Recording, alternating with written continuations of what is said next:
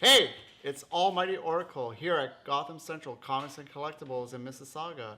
After a 3-month hiatus, I'm back in the fold to inform you of this week's books and other products. The long-awaited Cerebus in Hell miniseries has finally hit the stands from creator Dave Sim. It's been many years since we've seen anything new regarding this character, regarding the aardvark, and here we are with a 4-part mini.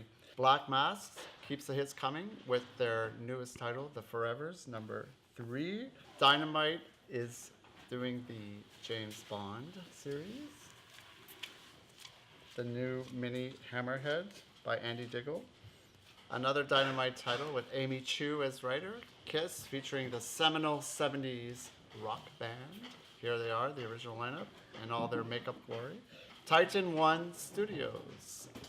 Canadian content with Night Guardians of Relativity, number 2 of 4. From Boom, Kong of Skull Island, originally a mini-series, but now promoted to an ongoing, and yet another version of this character will be hitting theaters come May. Valiant, doing extremely well with their titles as usual, especially with their writers and artists. The last part of Savage, featuring the FA Cup, the Football Association Cup, with the Union Jack on each side. Bongo keeps producing The Simpsons. They're in their 28th season, and this looks to be featuring Bartman. Image, bringing back this title after a lengthy hiatus. They're Not Like Us. And yet another Image book with a special Not Safe for Work variant with Fiona Staples, this time drawing something extremely nutty. Moving on to Image, Robert Kirkman launching the final arc for Invincible, 12 parts. It may take a full year, it may be a little bi-weekly, etc., but yet another 25-cent issue to commemorate Image's 25th anniversary.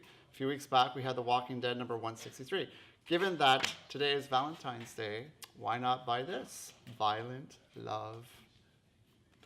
Backtracking to Image's 25th anniversary, until the end of the year, we have tribute variants. God Country number 2 is emulating Savage Dragon. Kill or Be Killed number 6, emulating The Walking Dead. Manifest Destiny number 26, emulating Chew. Sex Criminals doing their take on The Wicked and the Divine. And lastly, The Walking Dead, having Wildcats logo in the background.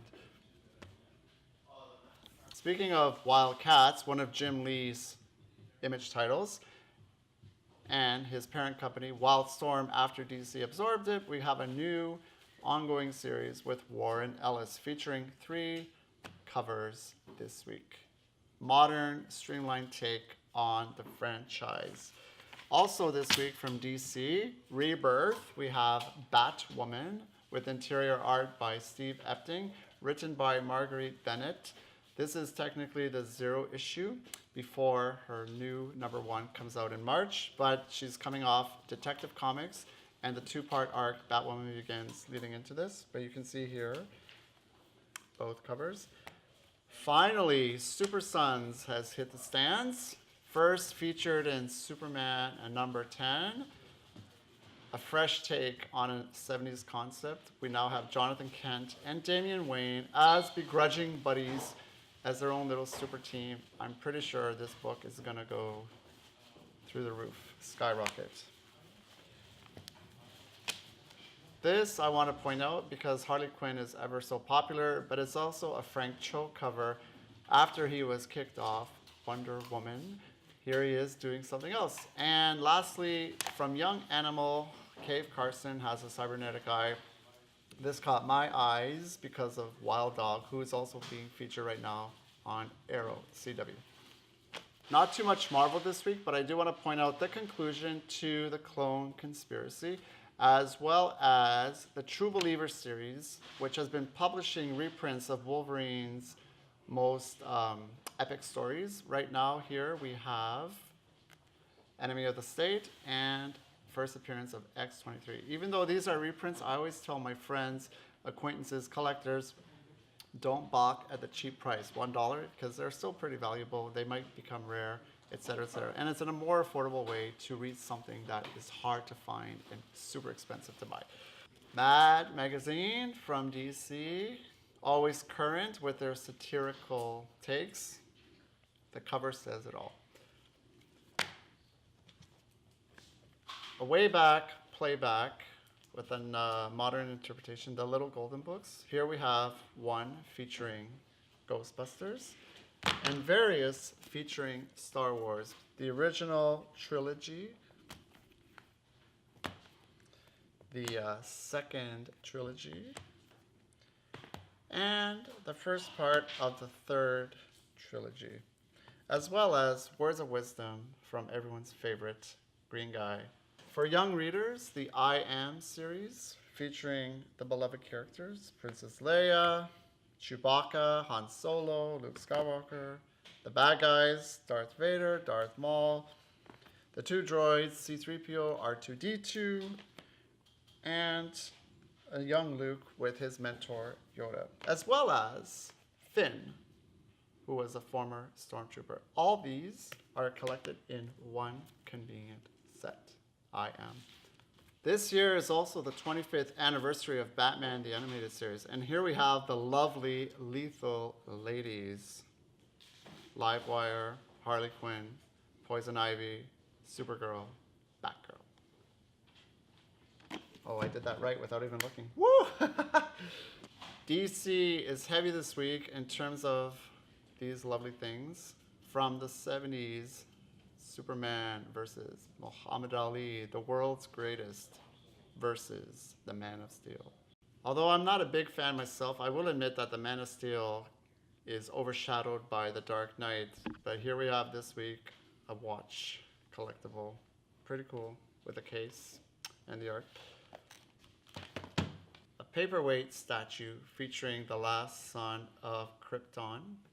From the Bombshell line, more recent fans will know her from Suicide Squad, but this is an established character from the 80s, also featured as one of the Birds of Prey from the New 52. Katana, the sword-wielding assassin. In the same vein of Suicide Squad, we have the Clown Prince of Crime and his Queen Pin, DC's craziest couple by far. This woman can never get enough love. Here we have yet another rendition of her as a bust. Those of you looking for something a little more modern, different, here we have the mugshot. Looks pretty intimidating. And this one definitely is aesthetically appealing. Looking at the costume version here, she has her 50th anniversary this year as well. Barbara Gordon, the original Batgirl. Lastly, I can't go without mentioning the Merc with the mouth.